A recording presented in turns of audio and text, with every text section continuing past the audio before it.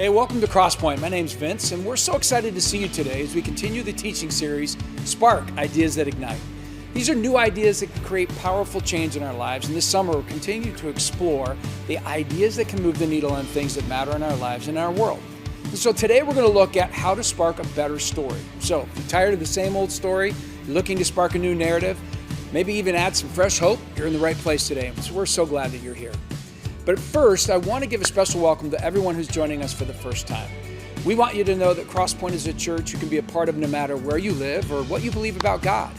And we'd love to get to know and help you get connected and involved in the right ways around here. And to do that, if you want to take out your device and scan this QR code, you can let us know who you are and a little bit about yourself. And if this is your first time with us, we'll send you a gift in the mail this week, just as a way of saying thank you for joining us. While you're doing that, we have lots and lots of ways to connect over the next few weeks around here. But first, one of the best things that happens around here all year is just 1 week away. Check it out.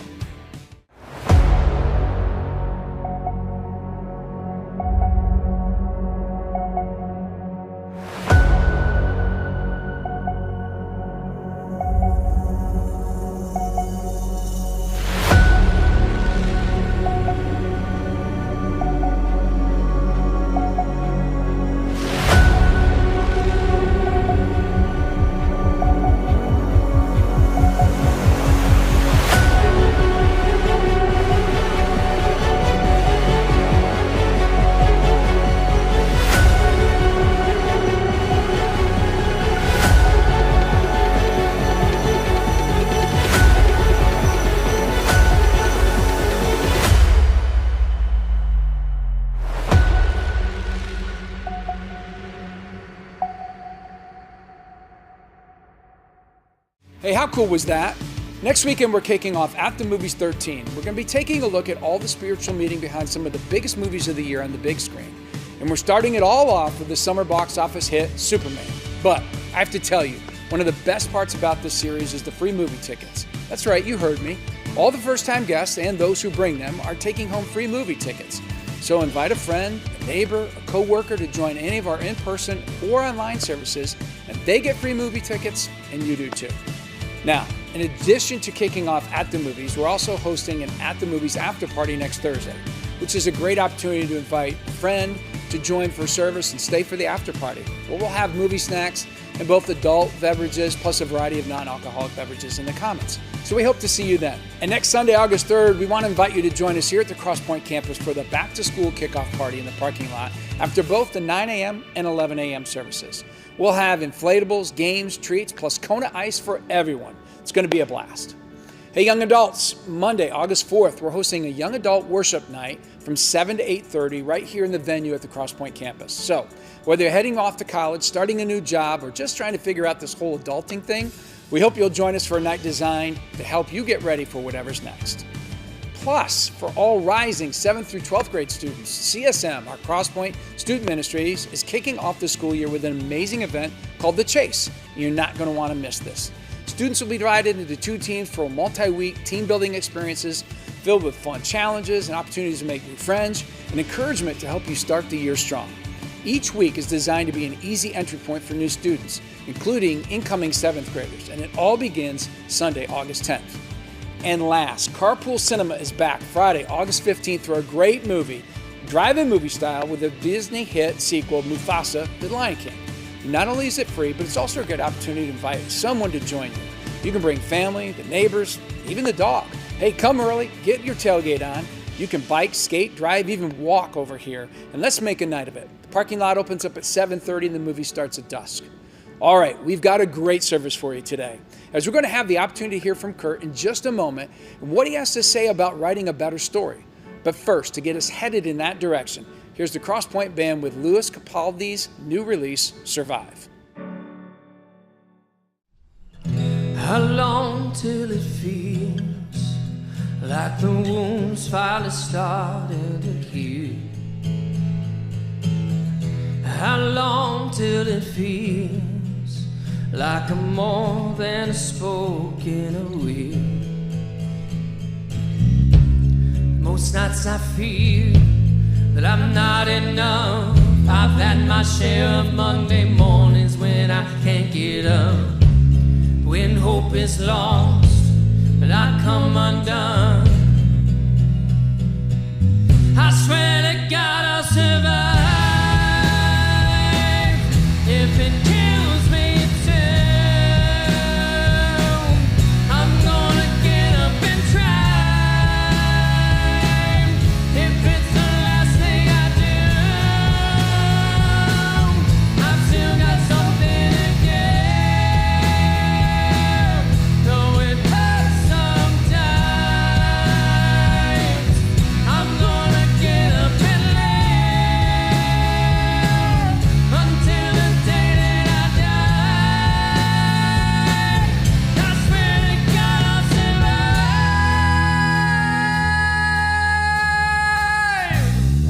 I long to know that in truth you know nothing at all. How far will you go to get back to the place you belong? Most nights I feel that I'm not enough, but I refuse to spend my last years rotting in the sun. When hope is lost and I come undone, I swear to God I'll survive if it kills me too. I'm gonna get up and try if it's the last thing I do. I've still got something to give, though it hurts sometimes. I'm gonna get up and live until the day that I die. I swear to God I'll survive.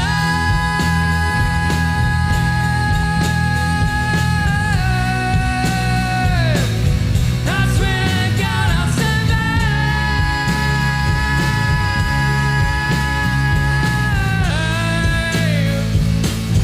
I swear to God I'll survive if it kills me too. I'm gonna get up and try if it's the last thing I do. I still got something to give, though it hurts sometimes.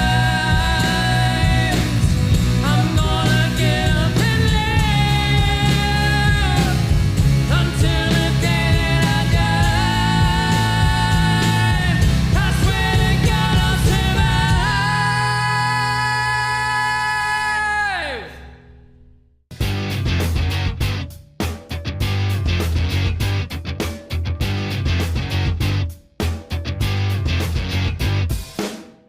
Hey, Crosspoint, how we doing this weekend? Man, I tell you what, it's so good to see you guys. And if you are here for the first time with us, my name's Curt, and we've got a whole bunch of people in the room. It's good to see you online. Let's make some noise for those in our online space this weekend. So good to have you join us this weekend. And if you're here for the first time, we just want to welcome you, and we are excited. In fact, you're winning. I think God's got some cool things in store for you this weekend, and really excited about what we're going to be talking about. And we've been in this series called Spark, Ideas That Ignite. And tonight we're going to talk about what it means to ignite a better story. Because for some of us, we're kind of tired of the same old, and we just want to get to some new places. So we're going to talk about that. And have you guys enjoyed this series? Make some noise if you've enjoyed this over the last few weeks. I'll tell you what, I've been away for the last 4 weeks, which I'll talk about in a moment, but I've been tuning in with you, part of the online crowd, and just absolutely loved Clay Scroggins a few weeks ago. If you missed him on our online-only weekend over the holiday weekend in July, he was amazing, and he talked about what it means to be the bottom of the ninth kind of people that show up in the lives of people. people. And we want to be those kinds of people. You are those kinds of people. In fact, just this week, this is kind of cool. The Back to School in Style initiative, many of you have been giving to, clothing, shoes, that all got delivered to families this week. How about that? Way to go, Crosspoint. You are showing up in people's lives through our partnership with elementary schools by serving our community in the bottom of the ninth moments. Audrey Weger, we had a chance to hear from her, the CEO of Grace Horizon, just doing amazing redeeming work and restoring work with women that are in human trafficking and other industries that just take away dignity. And so cool to hear from her. And then how about Eric Bushton-Kirk? Did you guys enjoy Eric? Not just once, but twice over the last few weeks. I am so appreciative to him because he led our team during that time and here at Crosspoint as well, and just his teaching was amazing. So it's good to be back with you. If you're newer over the last few weeks, I take an annual rest and study break every summer, and so appreciative to just have some time to unplug and disconnect. And I'm going to share some of the things I've discovered and that God's just been doing in me that I think perhaps might spark some growth in you. One of the things, though, I discovered to get us going over the last few weeks is that I get mistaken often for other people. In fact, other famous people. And we were traveling quite a bit, and my wife and I were walking together through this really, really crowded outdoor area about a week and a half ago. And as we were walking through the crowd, this guy is yelling. He's saying, "Hey, George Clooney's brother." Hey, George Clooney's brother. And we just kept on going. My wife, she stopped. She's like, he's talking to you. And I'm like, oh, yeah, I do see the resemblance right there.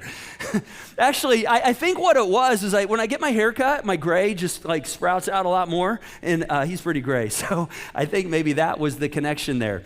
My wife... a few years ago, I was traveling with her and our kids, and we were at a Disney resort, and a couple of our girls and my wife were shopping. I was sitting with my son and maybe one of my daughters out in this kind of commons area. And as we were sitting there, these young kids, we didn't know them. They just came up and started hanging out, really close, came close and just kind of I'm sitting there, and they kind of came and sat right next to me. If you've seen the movie The Santa Claus, you know how when Tim Allen, he's not sure he's the Santa Claus yet, but all the kids know it, and they're trying to get close to tell him their list. These kids are basically sitting on my lap, and I'm getting a little weirded out. I'm I don't know where the parents are, what they're going to be thinking. And so, before long, the dad walks up and he's like, "Hey, how's it going?" He's like, "My kids, they are over here hanging with him. I've noticed that." And he said, "Are you one of those guys on the Disney Channel or something?" And of course, I'm wow. I was thinking he was probably thinking I was Zac Efron or Ross Lynch. My kids are like, "No, Dad, I think they think you're Bob from Good Luck Charlie." I think that's the guy they're talking about. So that one took me down a few notches. I'll tell you one more. Again, my wife, she works in the schools here locally. She's a coach with teachers. And a few years ago, the custodian that was cleaning her office at the end of the day came over to her, and he said to her, "Hey, Julie, I'm really mad at you." And she was kind of "Oh my gosh, what did I do? Did I mess something up? Am I not, leaving my room in a good shape?" And he said, "Oh, no. He said, "You never told me that you're married to somebody famous." And my wife was like, "You mean he's a pastor? Is that what you mean?" And he's like, "No." And he walked her over to her desk, and he's like, "This photo of you right here on your desk, you never told me you were married to the guy that hosts Survivor." And I'm like, if I look like that when I'm his age, I'm in on that. Now, my wife took the photo that was on her desk to her principals later that day for a meeting to tell them the story, and whom I know very well. I know both of them very well. In fact, one of them, you attend here. You've been a partner with us for years, and said, "Hey, do you see the resemblance?" They're like, "Yeah, we don't see the resemblance at all." And so anyway, you want to hear one more? All right, so here's the last one. This last week, we were, my wife and I went to a show, and after the show, we were in a big, opera house, and after the show, it was very busy, and we had to hit the restroom, so, we went and used them, and the women's, obviously, was way longer than the men's, as it always is, and so I was in and out pretty quick. And so I'm standing, out there with all the dudes, just waiting with our hands in our pockets, for our wives, girlfriends come out. And this guy next to me, a young kind of hip guy, he goes, "Hey, you want a piece of gum?"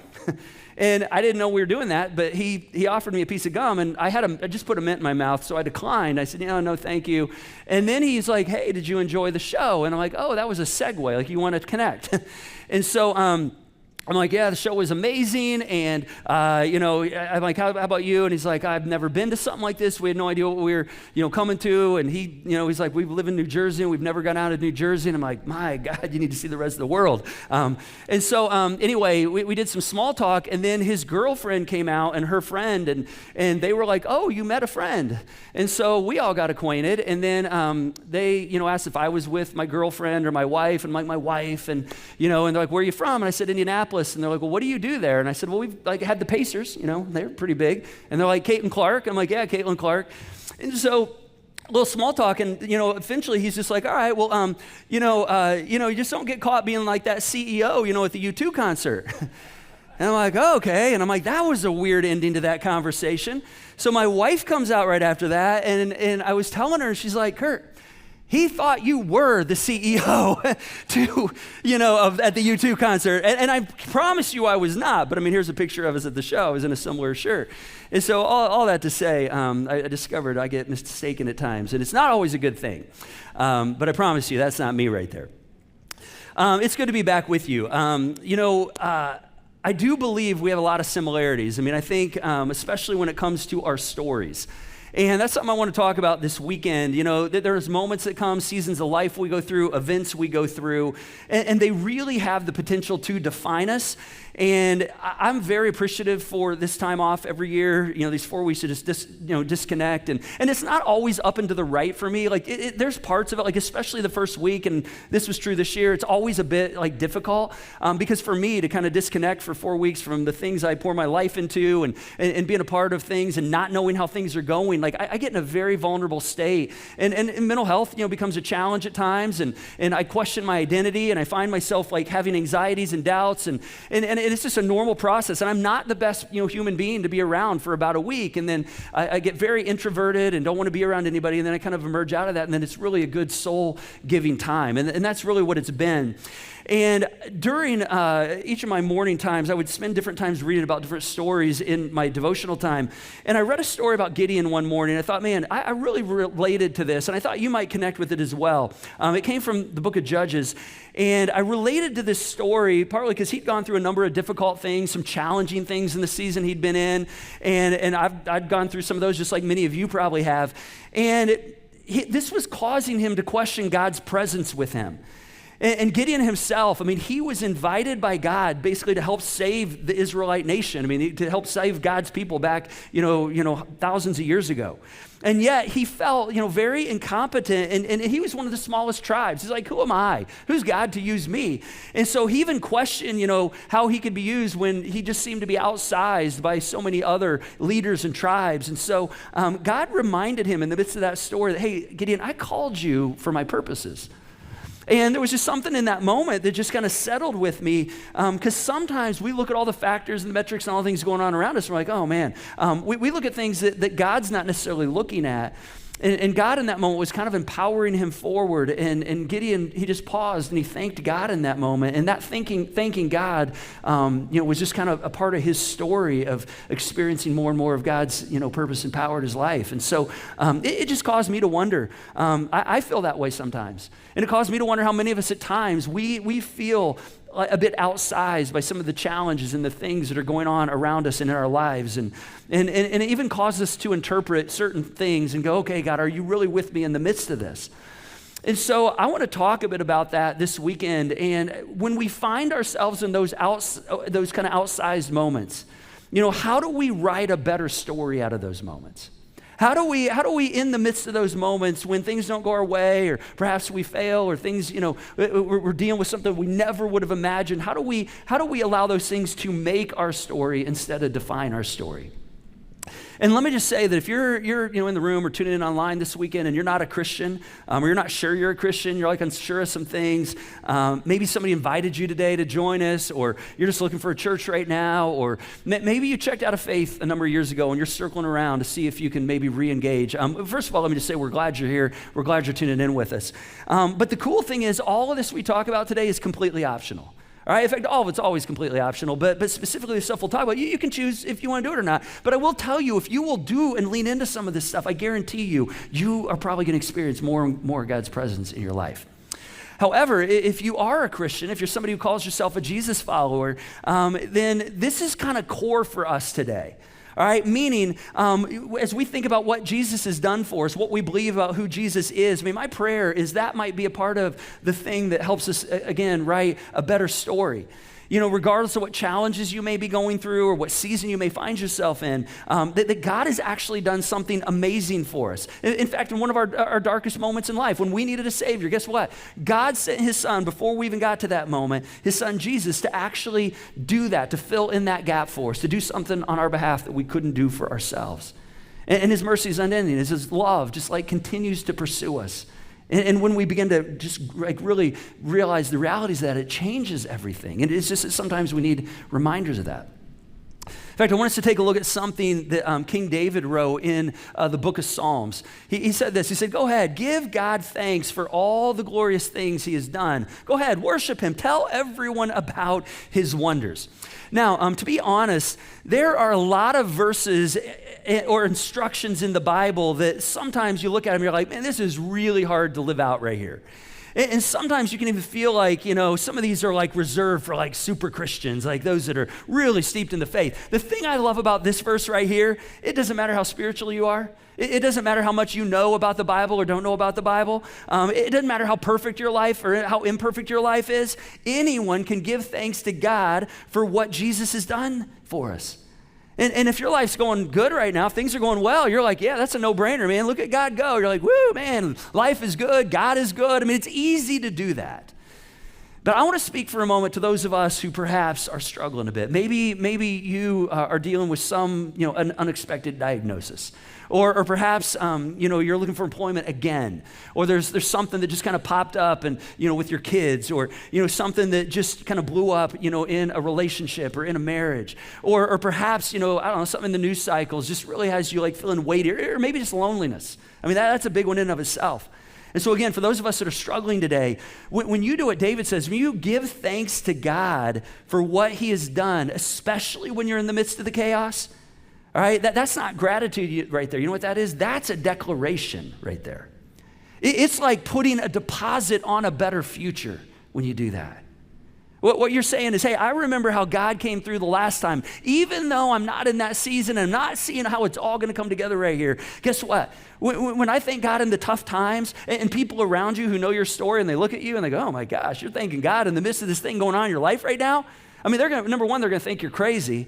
All right, but they're like, you're thanking God in the midst of the chaos right now? And you get to go, yeah, you know why? Because I've seen him faithful before, and there's no reason for me to believe that his character is going to be any different. See, thanking God in the middle of your struggle reminds your soul that your story's not over. And I don't know about you, but there's times where I need to be reminded that my story's not over. I mean, there's certain seasons we go through where we think, man, these are going to be so defining. No, the story's not over. In fact, it's kind of a little way of like giving yourself a little mini pep talk. Just reminding yourself, hey, the goodness of God, even if I'm not fully seeing it, it's there. That's why David says, go ahead, give God thanks for all the glorious things he's done. Go ahead and worship him. Tell everyone about his wonders. Brant Hansen is a guy who wrote a book. In fact, Eric last weekend actually referenced this book. And if you haven't picked this book up, I want to encourage you to consider grabbing one of these books. Eric, referenced a few things last weekend out of this. He told me he was going to be, kind of referencing this book. I picked it up. I'm like, I like that title. Life is hard. God is good. Let's dance. And I was intrigued by it. And I'm telling you, this was one of the most soul-giving things to me over the last 4 weeks. In fact, if you want to pick it up at Amazon, you can scan the QR code for those of you tuning on the line. We've got these out at Connection Point. If you want to take a look at it, they're like $10, I think. And if you can't afford it, just take it with you. But it's a fantastic book. In fact, I had a meeting with a friend this week, and we were just kind of catching up. And he's really somebody I highly respect, and really is kind of a mentor of mine, a mentor relationship. And at the end of our time, he said to me, he said, Curt, would you pray for me? He said, I'm just really, really struggling right now. He said, I'm really struggling with just seeing so many people in pain and so many people around me, experiencing, just unnecessary things with all the things going on in our world and our country. And he's like, I'm just really burdened with all the suffering going on around me. And I said, hey, can I give you a book? And he said, but absolutely. And so I dropped this book off at his office for him. And so, I just encourage you, if you're needing a little change of narrative, I really encourage you to consider picking this book up. Now, one of the things that Brant, says or asks in this book is this question. He said, what if you could know that even in the worst case scenarios, even if those worst case scenarios happen, you could be okay? Let me say that again. What if you could know that even if the worst case scenarios happen, you could be okay? Because see, what I've been discovering is, I've experienced some worst case scenarios. You've experienced some worst case scenarios. And what I've been discovering is if I can really trust God in those moments, man, that changes everything. But see, here's the problem. And this is my problem, but Brant, talks about this in his book as well. I believe there's a God that I can trust, but I don't always trust that God as much as I trust me. Now, just out of curiosity, just raise your hand. I've got my hand up first. If you struggle with that a bit, you're like, yeah, I believe in God, but I tend to trust me a little bit more. Yeah, there's about half of you that are honest, and the rest of you are lying in here today. And I hope you're playing along at home. Now, many of us would say, yeah, that's me. That's me, right? And again, the problem, it's that we imagine the worst case scenarios. We're really, really good at this. I can come up with a whole bunch of them. We can just rattle them off real quick. We get stressed, we get anxious about things that haven't even happened and things that probably won't even happen, all right? But what if in the worst case scenarios, you could actually be okay? See, I think this is something Jesus tries to show us and demonstrate for us over and over and over again. In fact, many of the stories we've looked at from Jesus over these last few weeks, it's these moments where Jesus is trying to grow us in trust. I want to tell you another story right here. Maybe you remember the Jesus calms the storm story. All right, I want you to really think about the logistics of this story for a moment. All right, Jesus, he gets in a boat with his disciples. All right, they begin to go across this big lake. All right, they get hit by a storm. Everybody in the boat begins to freak out, right? Everybody panics except one guy, right? There's one guy not panicking. Who is it? Jesus, right? And you're like, well, we're in church. It's always Jesus. Well, not always is that the right answer, but in this case, it is the right answer. Jesus is the only one not panicking. You know what Jesus is doing? He's actually laying down under a bench with his head on a cushion. All right, just think about that for a moment. All right, and they go wake him up because they're all freaking out. They're panicking, and he says something to every single person on that boat. He looks at them and he says this. He asks them a question. Why are you so afraid? And then he calms the storm. Now, two things kind of stand out to me about this story. This is fascinating. Number one, this whole trip, this whole ordeal was Jesus' idea. He's the one that said, hey, let's follow me. Let's do a follow the leader across the lake in this boat. I want to teach you that even the worst case scenarios come up, you don't have to worry. But the second thing that kind of stands out here is Jesus, he was sleeping on a cushion. Now this is fascinating because the writer Mark right here, he's not really known for giving a lot of details. He probably gives the least amount of detail of all the writers in the New Testament, even the whole Bible for that matter. But Mark here, he's usually given the big picture and he's all action. And he's mentioning a cushion. He's like, Jesus is on a cushion. Now, if you just do a precursory search of the New Testament, let me tell you how many times you'll find the word cushion in there. One time. All right? I checked this out. One time. It's the only time that detail of there was a cushion is mentioned. And you might go, okay, well, what's the takeaway on that? I'm not fully sure. I just thought that was fascinating. There doesn't always have to be a takeaway. But here's the thing. Maybe Jesus wanted to travel with a cushion. I had a grandmother that did that. She took her pillow everywhere she went. I'd never understood it. She'd come to our house when we were young. I'm like, Mom, why should she bring her pillow? We have dozens of pillows around her house. She'd bring her little pillow with her everywhere she goes. And so, I don't know, maybe he wanted to take the pillow with him. But see, I think there was something bigger going on right here. I think he was saying, hey, if you will trust me, if we will trust him fully, it allows us to live our lives in a wonderfully free way. I think that's what he's actually trying to demonstrate. And even if the ship goes down, see, they thought the ship was going down, that we're going to be safe. You know why? Because we're with him. We're safe. Even death doesn't have the final say. It doesn't have the final word. You know what the final word is? It's joy. Jesus assures over and over, hey, even the things of this world, there's going to be a joy beyond the things you experience on this earth. There's a writer by the name of Thornton Wilder. He is a playwright, novelist. You may know the play Our Town. He wrote Our Town. And he wrote this just fascinating little short play about two men who were among the sick, the blind, and the malformed. And I want to read you a little excerpt from it. It's a very kind of lesser known play. And in this story, every now and then, this pool would be stirred by an angel, all right? And it was believed that people could be healed. And so one of the guys in this story was a desperate man who he just keeps showing up at the pool. He just keeps showing up because he wants to be healed. He's got all kinds of things going on in his life. And then the other guy that shows up at this pool in this play is a newcomer. He's actually a doctor.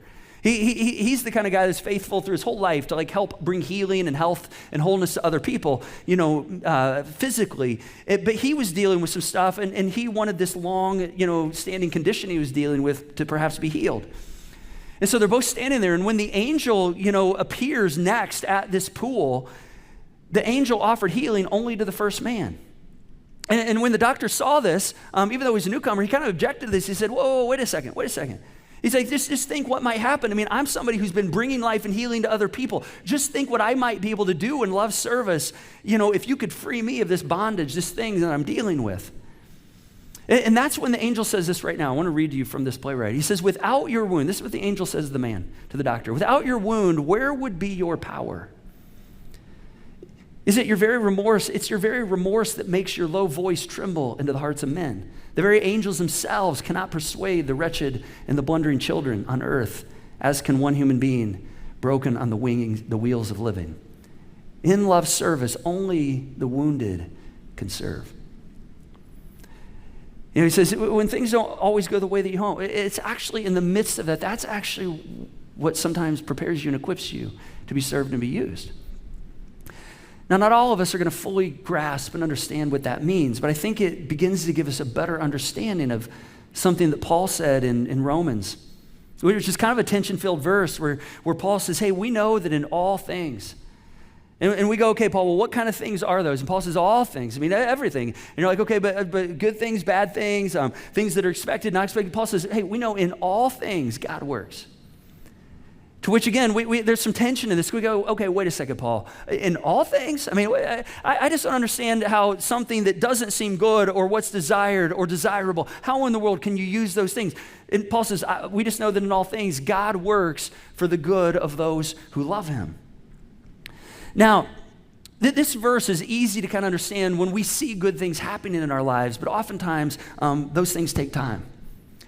And the good things don't always have to outweigh the bad. What Paul's saying is God is at work.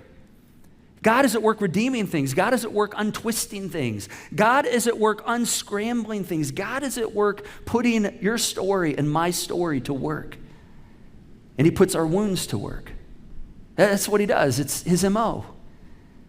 It's how his kingdom works. Anything we submit to him is useful to him.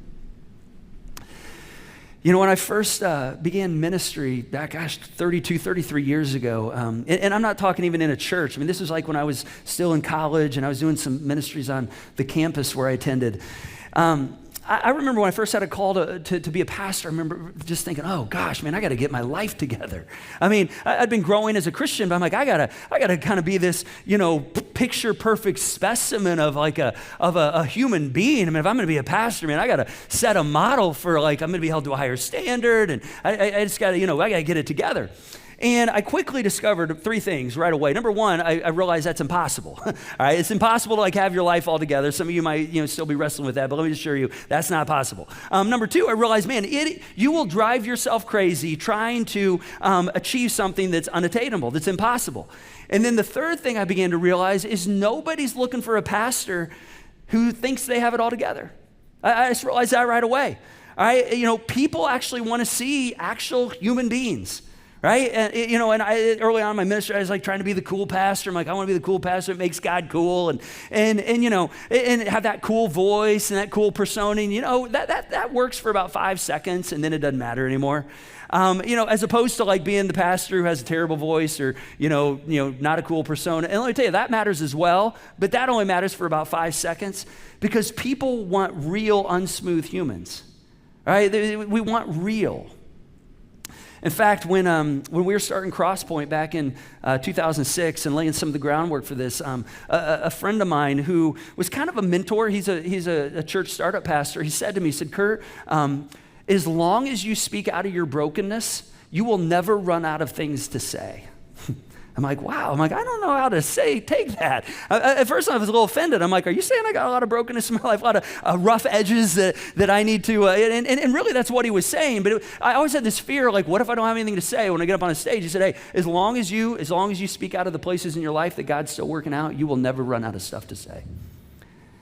And that conversation really informed who we are here at Crosspoint. I mean, it's one of the reasons we say all the time, hey, we're a place where it's okay not to have it all together. And I'm the chief officer of that, by the way. Chief officer of not having it all together.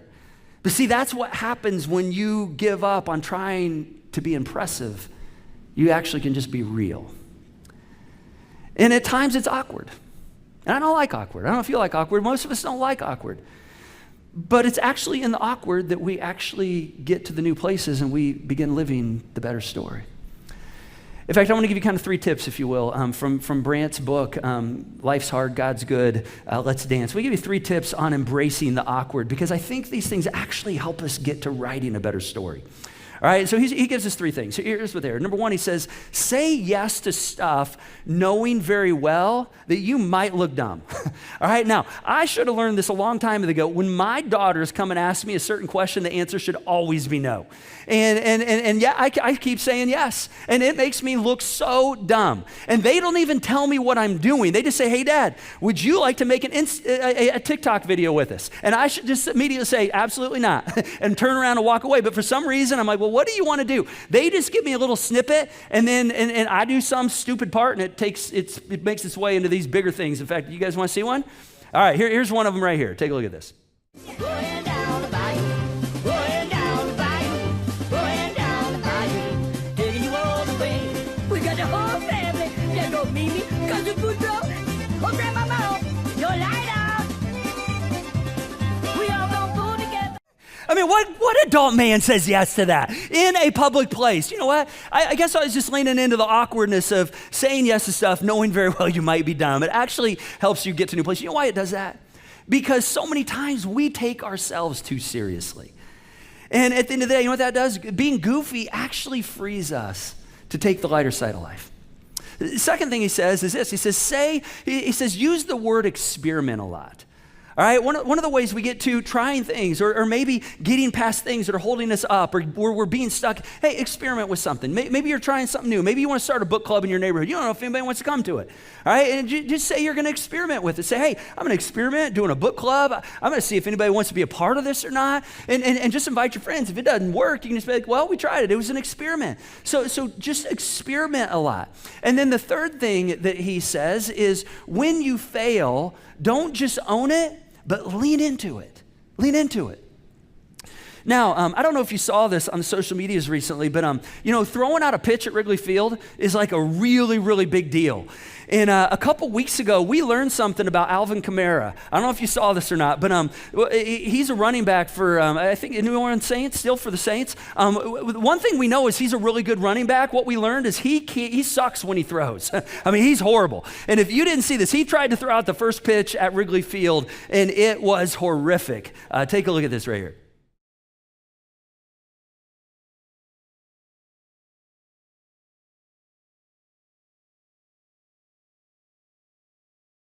I mean, he did something amazing. He did something you hardly ever see somebody do when they blow it like that. You know what he did? He asked for a redo. He totally leaned in. He had no assurance second time was going to go better, and it was still pretty rough, right? I mean, that was like 3-4 feet outside the strike zone still right there. But he asked for a redo. I mean, he illustrated this right here. Even if you spectacularly fail in front of thousands of people, don't just own it. Lean into it. Lean into it. See, I think this right here is where a lot of us break down, myself included. When we feel like we failed, when we feel like something didn't go the way that we want, when we feel like, man, that was not at all the result that I was going for right there. Maybe we even experienced something we've actively contributed to. Man, I contributed to this. I made my bed right here. I'm just gonna have to sleep. But we kind of own it, but we don't lean into it. I want to show you a scene from a movie clip here in a moment that I think God might use to kind of communicate something to you on this. In fact, this is, by the way, why we do At the Movies. Who's excited about At the Movies 13? You guys excited about this? Man, I tell you what, really excited. 13 years in a row, we do this because there are so many movies that are relevant in our culture that have these themes that have spiritual meanings behind them that we can use to understand more about the character of God and help our friends do the same.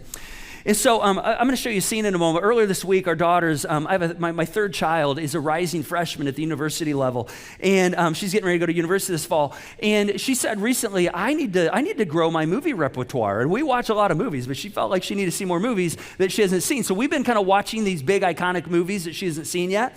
And so most of them are rom-coms or chick flicks, I will say. But nonetheless, it's been fun. Now my youngest daughter used this as an opportunity to watch one of her favorite movies, and she started it on a night I wasn't home. She didn't finish it. So the next night I was home and she said, "Hey Dad, after we're done watching Maggie's movie, do you want to watch the rest of Gran Turismo with me?" And I'm like, absolutely. Now, if you haven't seen this movie, let me just kind of set it up for you. Here's kind of the plot summary. It's based on an unbelievable and inspiring true story about a team of underdogs. And this team is a struggling working class gamer.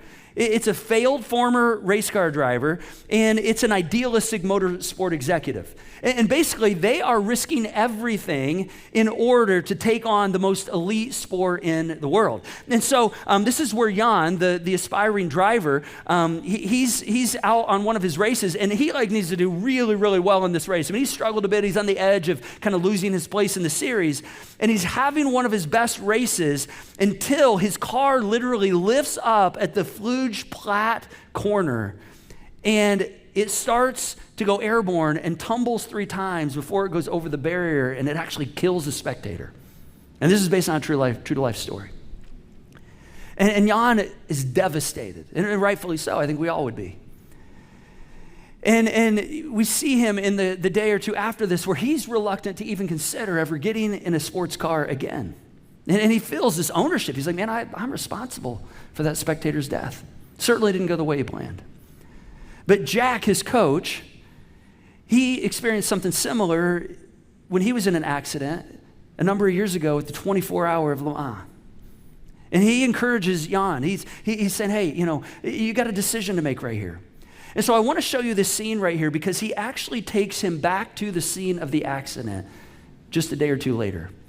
And I just think as we watch this, and I'm going to give you a heads up, this is kind of a lengthy clip, so just kind of settle in on this. But I think God may want to say something. I don't even know what that is, but perhaps on something that has to do with your story. Take a look at this.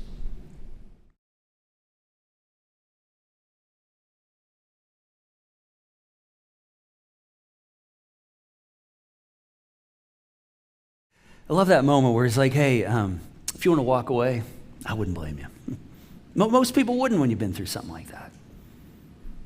He said, but I have a feeling you're not like most people. I want to ask you, where do you need to finish your lap? Where's that place in your life where you're just kind of stuck in your story? Where's that place that maybe things haven't gone the way you've hoped? Maybe the dreams, the plans, the initiatives, whatever you've been working on, the relationship, you just feel like you're stuck in the middle of your story. Where do you need to take the keys and say, okay, I need to finish the lap? He didn't say race. I mean, that's so cool in that little moment. He didn't say, hey, go finish the race. He said, no, you just got to finish the lap. Finish the lap. And I get it, it's hard. I mean, I've been in moments where I've been stuck. I mean, things, don't go the way you plan, or you build things and you have to rebuild. I mean, all kinds of things that don't go the way you expect. But you show up and you finish the lap. Maybe it's therapy, maybe it's counseling, maybe you started a therapy journey and it got hard and difficult and you're making progress, but see, the therapy journey gets harder before it gets better. Maybe that's one of the places you need to finish the lap. Maybe it's the pursuit of a dream, or maybe it's a relationship that perhaps you've given up on. Maybe it's a degree or a job or a position. You're all for it and then had second thoughts, begin to doubt yourself. Maybe something happened and it caused you to just go, man, I see it. I seem to be outsized by this. Maybe it's a place or a skill. Maybe you stepped into something and just failed. You felt like you failed miserably and there's so much trauma around that, or a specific place like it was for Jan. We all have one. We all have those places. Maybe it's faith itself. I mean, for some of us, we've had moments where we just felt like God didn't come through the way we thought, and And we kind of began to kind of distance ourselves. But let me just remind you, hey, you're still here. You're still here. Finishing the lap might just start with acknowledging, saying, okay, yeah, man, God is good. I'm going to thank God for his grace and the fact that I'm still here right now. And maybe in the midst of that, you begin to realize how good God really is. I can't begin to understand why things go one way and not other ways in your life and my life. But what I do see is I can look back and say, okay, but God, he's going to be there. And whatever comes my way, whatever the circumstances, I'm going to be okay. Man, I want that for you. I believe you have a bright future. I think God wants to write a better story, even through those worst case scenarios. In fact, these are some of our next steps this weekend. I want you to just think through, where do I need to finish the lap? Maybe it starts with gratitude, just thanking God for some way he's shown up in my life. In fact, I want to pray for us toward that end. God, thank you for believing in us. Thank you for being a God who doesn't bail on us when things don't go the way we plan. We know you know all plans, but we get so stuck and fixated on things that create pain and things that are awkward. And God, I just pray that even right now, some of us, we're right here and we're sitting in this room, or we're sitting in our living room, or we're sitting in a bar, or we're sitting in a coffee shop, and we're stuck in a story. And we're looking for a better story. God, I just pray that you bring the front of our mind right now, that you would just reveal to us, just show to us right now where we need to finish the lap. And perhaps that starts with gratitude. We're just thanking you for the fact that we're here. I mean, maybe we can't understand all the things we've gone through, circumstances, but we say, you know what, God, man, you've got me to here, and your grace, man, it never gives up on me. And I'm going to start with that. And see, if you're in the middle of a difficult circumstance right now, I just want to encourage you to share that with God. Because you're making a declaration. That's not just a gratitude. That's a declaration that, man, I can't fully see it right now, but God, I believe. And I'm going to trust. I'm going to trust you more than I'm going to trust myself in this moment. And so, God, thank you for being the narrative of new stories and better stories. And I pray that happen for us as we head into this week. Thank you. In your name, amen. Hey, I want you to go ahead and stand with us. We're gonna do one more song before we go. And it's a song that kind of is that declaration that Brad and the band are going to lead us in. So let's sing this together.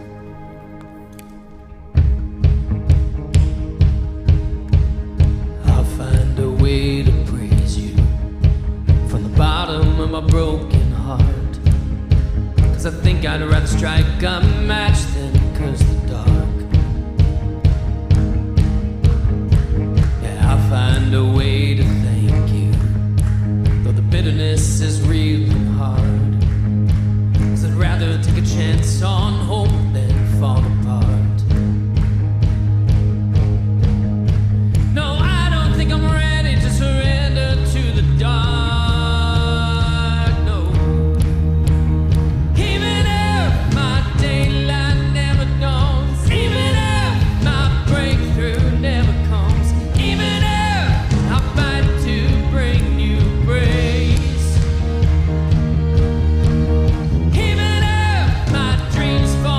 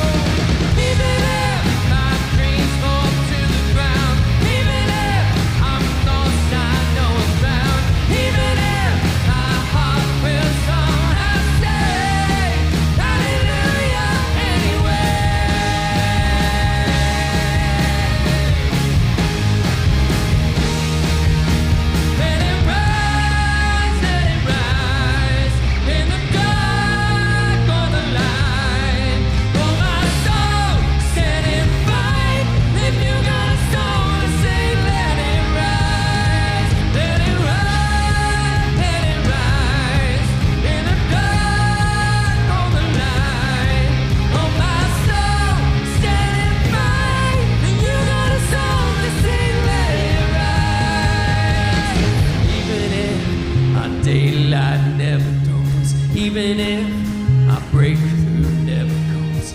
Even if I fight to bring you praise. Oh, oh. Oh, even if our dreams fall to the ground. Even if I'm lost, I know I'm found. Even if my heart will somehow say hallelujah anyway.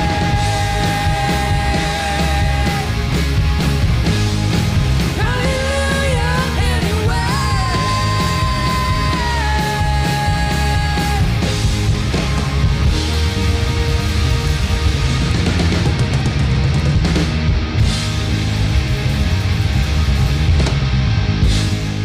Hey, thanks for joining us today.